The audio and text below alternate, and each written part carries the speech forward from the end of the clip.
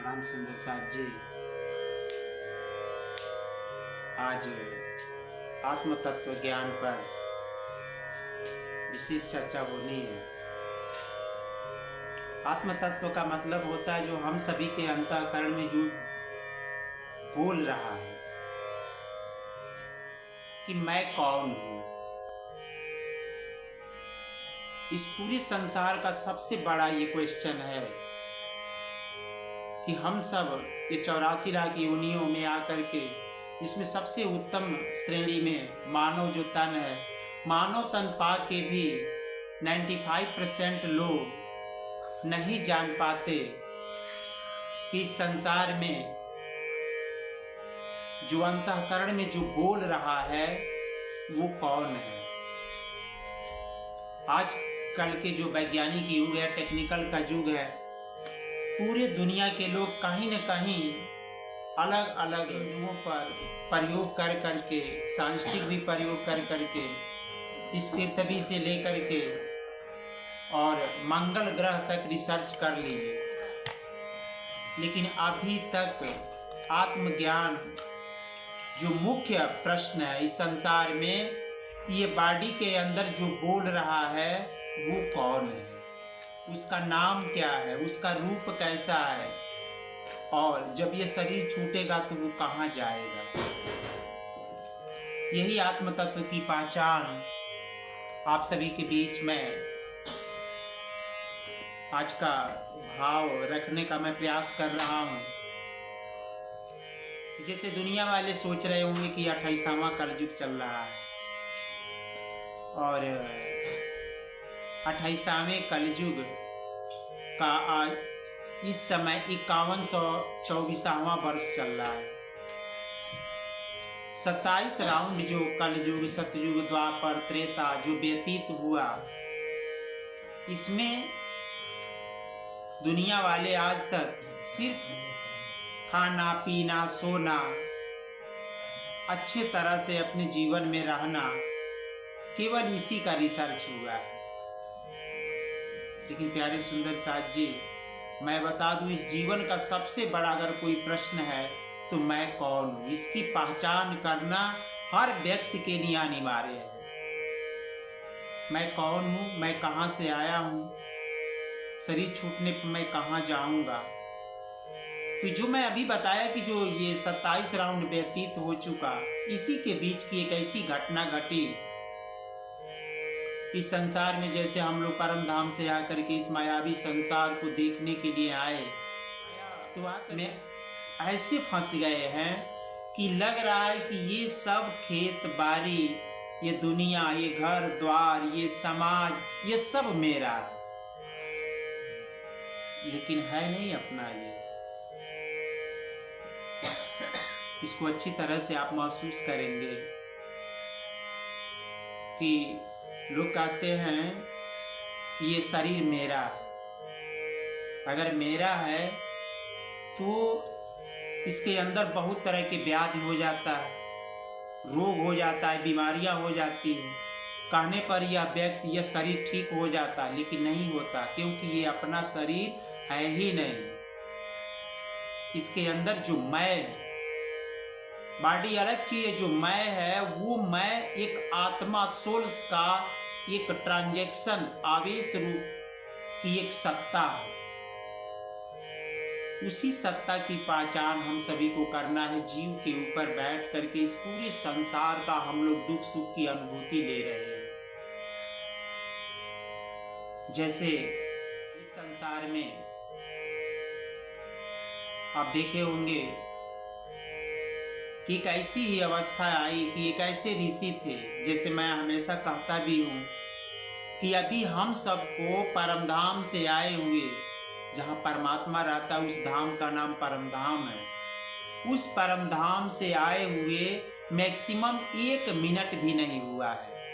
अब आप लोग विचार करेंगे कि ये 27 राउंड चारों युग व्यतीत हो चुका, 28वां चल रहा है। अब मैं कह रहा हूं कि 1 मिनट अभी आए हुए नहीं हुआ है। ये पूरा संसार अभी 1 मिनट भी नहीं हुआ है परमधाम के टाइम के हिसाब से। तब आप लोगों को आश्चर्य लग रहा होगा कि 27 राउंड व्यतीत हो चुका, 28वां कलयुग चढ़ रहा, तो ये कैसे हो सकता है। प्यारे सुंदर साथ जी,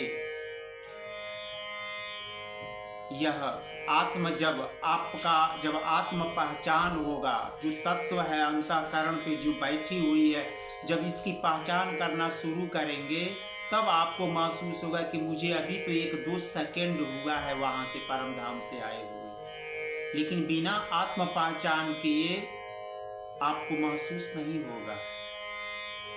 मैं आपको एक दृष्टांत डालता हूँ कि दृष्टांत के हिसाब से आप शायद समझ भी सकते हैं कि परमधाम का टाइमिंग, अभी तो परमधाम तो छोड़ दीजिए, वह तो अनलिमिटेड टाइम वहाँ पर होता है टाइम, और ये कितने ब्रह्मांड है इसको सिर्फ परमात्मा जानता है। हम सब मानव के मस्तिष्क इन बिंदुओं पर व्याख्यान नहीं कर पाएगा। सिर्फ अभी जो इस प्रकृति के अंदर, एक ब्रह्मांड के अंदर जो बैकुंठ धाम है, जहाँ पर ब्रह्मा जी, विष्णु जी और भोले बाबा की जो नगरी है बैकुंठ, इस बैकुंठ की मैं बात बताऊं कि अभी वहां का जो टाइमिंग है, जो हम सबको अंतःकरण में डाल करके भुला दिया है, इस पूरे संसार को ऐसे चकमा दे दिया है कि हम लोग अपने आप को ओरिजिनल समझ रहे हैं। तो टाइम पर मैं बता रहा हूं कि जैसे मैं आपको बताया कि अभी हम सभी को परमधाम से आए हुए 1 मिनट भी नहीं हुआ, तो आप विचार आपके मन में चल रहा होगा कि ऐसे कैसे हो सकता है। तो एक प्रसंग मैं आप सभी के बीच रख रहा हूं। एक ऋषि थे जिनका नाम था मार्कंडे ऋषि।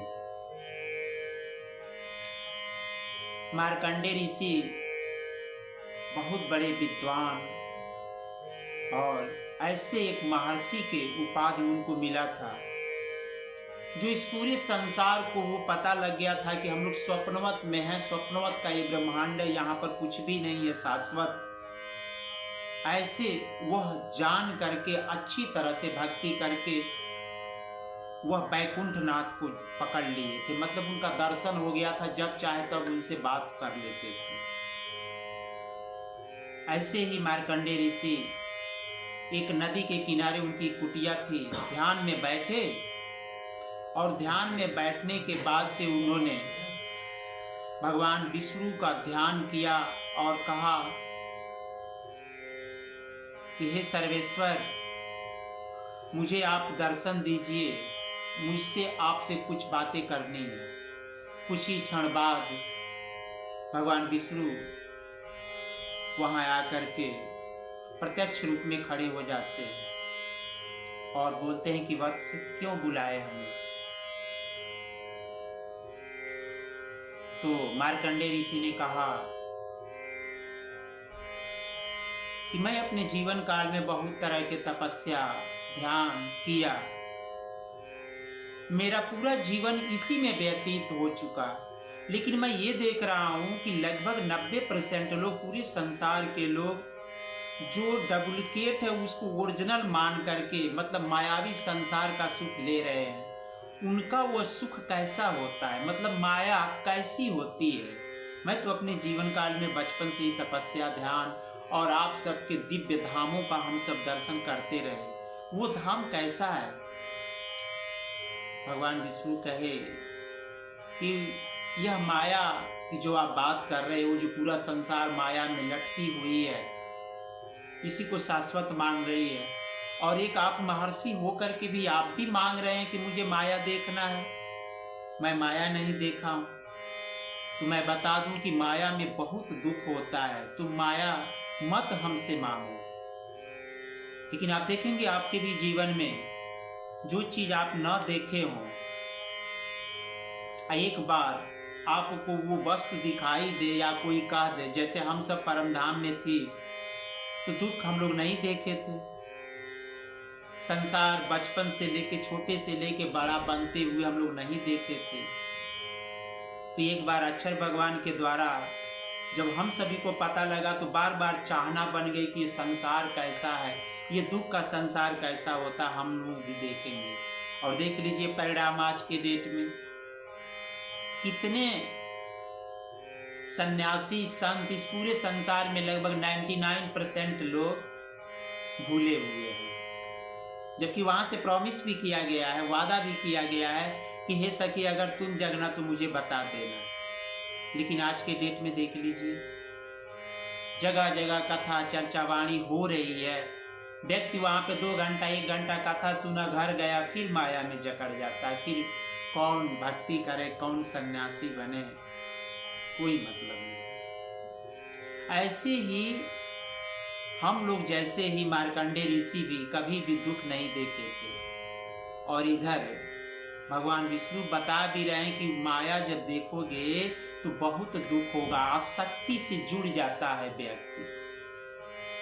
लेकिन मार्कंडेय ऋषि नहीं माने, कहे कि नहीं प्रभु मुझे एक बार आप मुझे माया दिखाइए, मेरी अंतःकरण की यह चाह है। भगवान विष्णु कहे ठीक है, मैं आपको दिखा दूंगा। प्रणाम किए और उन्होंने अदृश्य जब ही हुए तब तक महर्षि मार्कंडेय जी घर के अंदर जा रहे हैं, और अंदर जाकर के सुबह का टाइम है और एक पत्थर है, उस पत्थर के सामने बैठ करके उस पर चंदन घिसने का काम शुरू कर रहे हैं कि मैं चंदन लगा के और मैं पूजा पाठ करूं तब भोजन प्रसाद बनाऊं।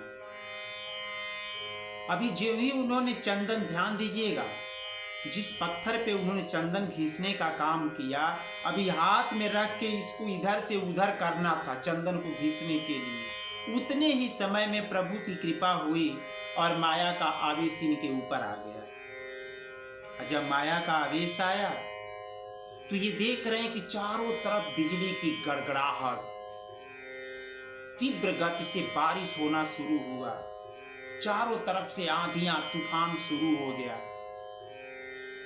और उस तूफान के अंदर देख रहे हैं कि इतनी जब ज्यादा बारिश हो रही है कि नदी के अंदर उफान आ गया। उफान के साथ साथ इतनी तीव्र गति की हवाएं चल रही थी कि उनके अगल बगल के सारे पेड़ पौधा जंगल टूट टूट करके नदी में डूबने लगे, गिरने लगे। चारों तरफ जानवरों की भगदड़, हवाओं का इतनी तीव्र गति में तूफानी हवाएं थीं कि हवा के झोंकों से इनका आवाज भी क्लियर नहीं सुनाई दे रहा था कि मैं बोल क्या रहा हूं और सुन क्या रहा हूं। तब तक देख रहे हैं कि इतनी तीव्र गति से नदी के अंदर उफान आया, क्योंकि बारिश बहुत मूसलाधार बारिश हो रही थी। नदी के अंदर ऐसा तूफान आया कि नदी का स्तर जो पानी का था वो बढ़ता गया और बढ़ते बढ़ते देख रहे हैं कि उनकी कुटिया लगी दहने, और उसी के कुटिया के साथ साथ मार्कंडेय ऋषि भी उसमें दहने लगे। अब देखिए माया का खेल,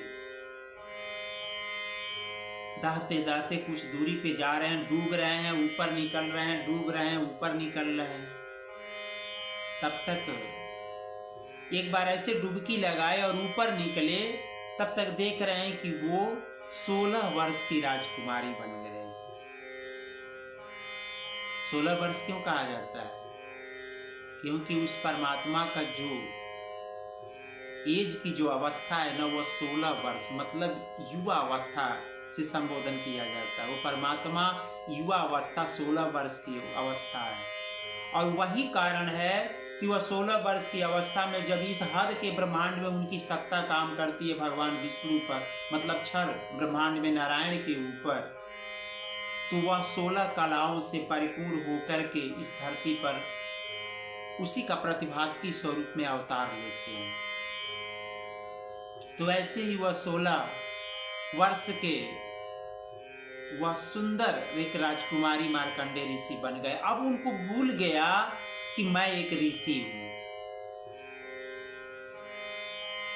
पानी पी रहे हैं, ऊपर नीचे डूब रहे हैं, ऊपर आ रहे हैं, और चारों तरफ चिल्लाना शुरू कर दी कि मुझे कोई बचाओ, मुझे कोई बचाओ, और दहते जा रहे हैं। दहते दहते आगे गए, तब तक देख रहे हैं कि एक धोबी उस नदी के किनारे कपड़ा धो रहा था। इनकी आवाज सुनकर के धोबी जब इधर अपनी नजर फेरा तो देखा कि एक सुंदर युवती इस पानी के अंदर डूबती हुई जा रही है, और बचाने का मतलब पुकार लगा रही है। धोबी जब आया और इनको चेहरा जब देखा, इनकी युवा अवस्था देखा, तो वो मोहित हो गया। और मोहित हो गया तो वो कहा कि मैं एक शर्त पे आपको बचा सकता हूँ कि अगर मैं आपको बचाऊंगा तो आपको मुझसे शादी करना पड़ेगा। उन्होंने कहा कि पहले जान बचाओ तब न शादी करोगे।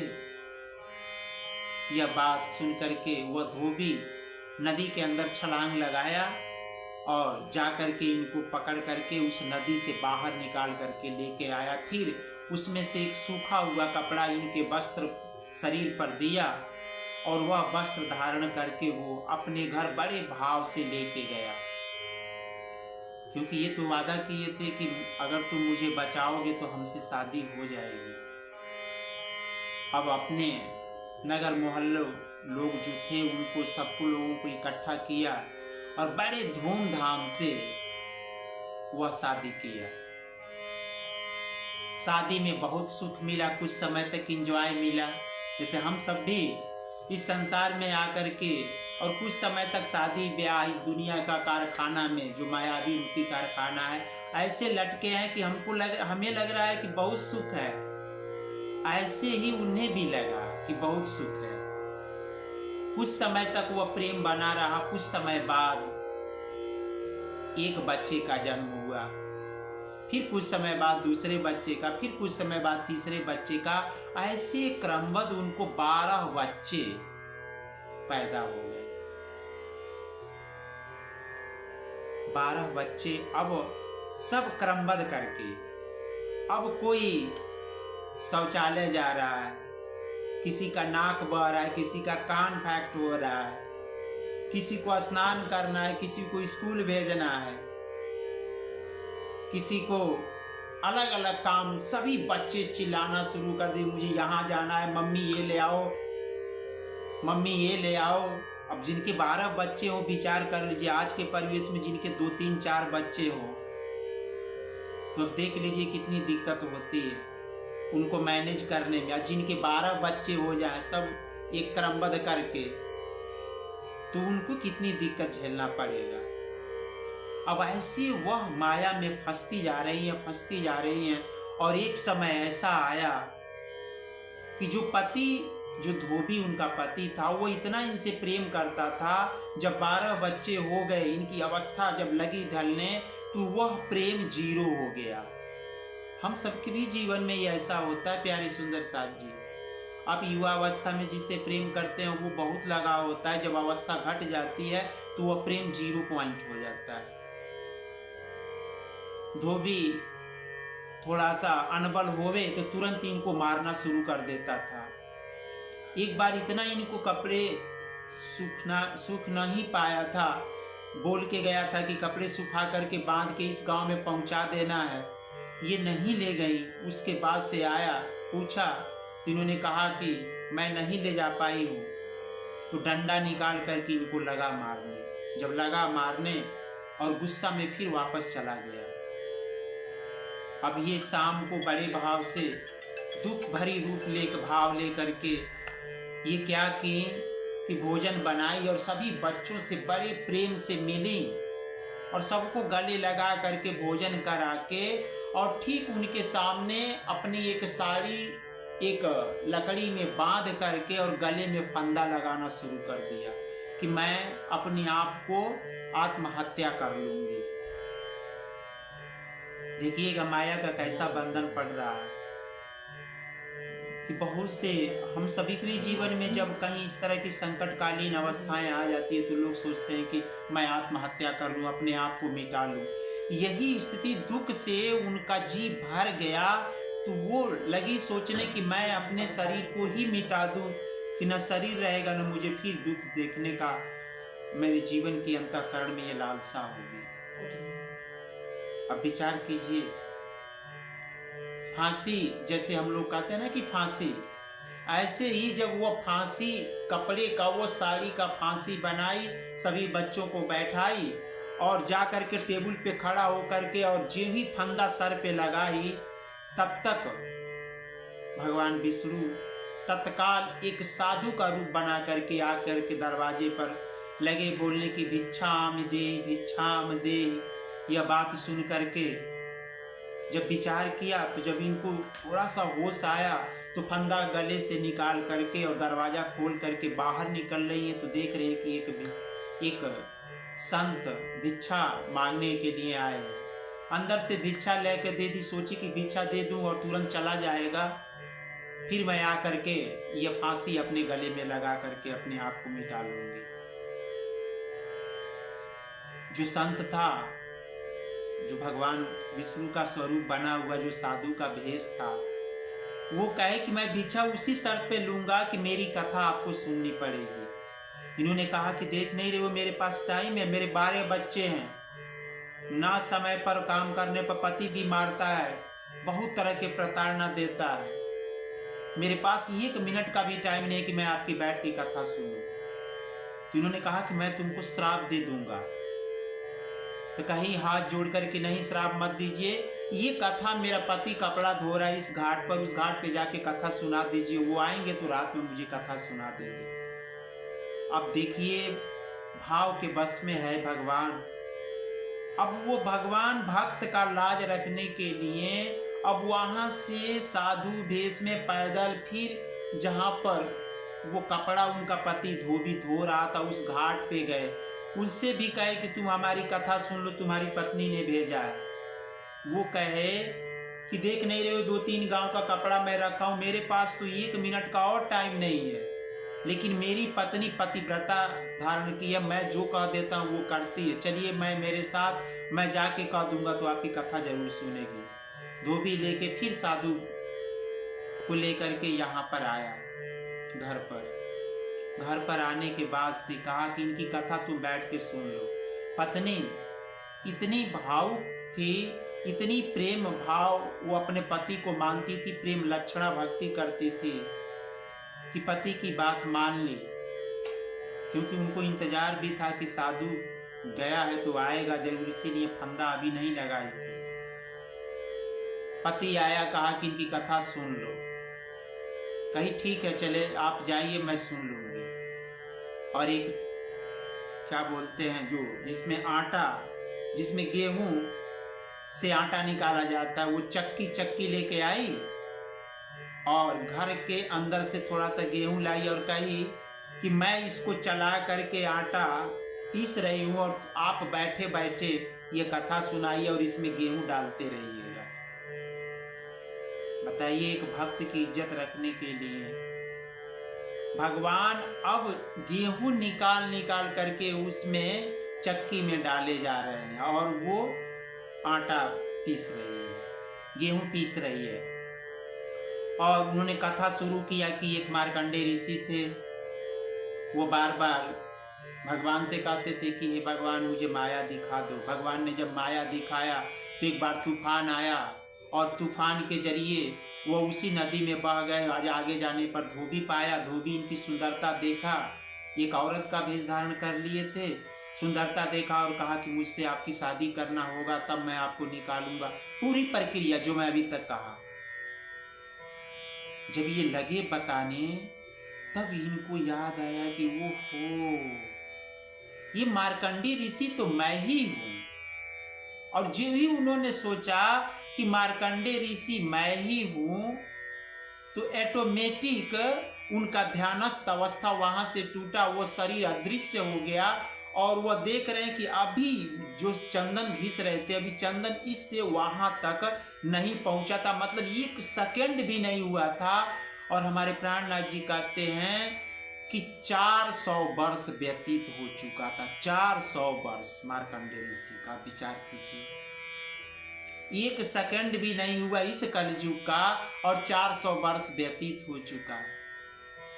ऐसे प्यारे सुंदर साथ जी, हम सब भी परम धाम से आए हुए, अभी 1 सेकंड नहीं हुआ है, मिनट नहीं हुआ है और ये 28वां कलयुग सेम टू सेम ऐसे कहानी से, ऐसे जीवन का जो अमूल्य निधि है ज्ञान, आत्म तत्व, जब आपकी पहचान होगी कि आत्म तत्व क्या है, अपनी पहचान क्या होगी, कि डिस्कवरी ऑफ सेल्फ, स्वयं की जब आप खोज करेंगे कि मैं कौन हूँ, तो आपको पता ये लगेगा कि आप ऑलरेडी परम धाम में, अभी पलक झपक रहा है, तब तक कितना समय व्यतीत करके करोड़ों बार आप जन्म लेकर के मर करके और इस समय मृत्यु लोक में आकर के मानव तन में आप यहाँ पर शाश्वत हैं। तो आप आज भी तारतम्य लेकर के उस ज्ञान का आप जब ध्यान करेंगे, मेडिटेशन करेंगे, चितौनी करेंगे, तो आपकी अपनी पहचान हो जाएगी मार्कंडेय ऋषि जैसा और आपका कल्याण हो जाएगा। प्रणाम।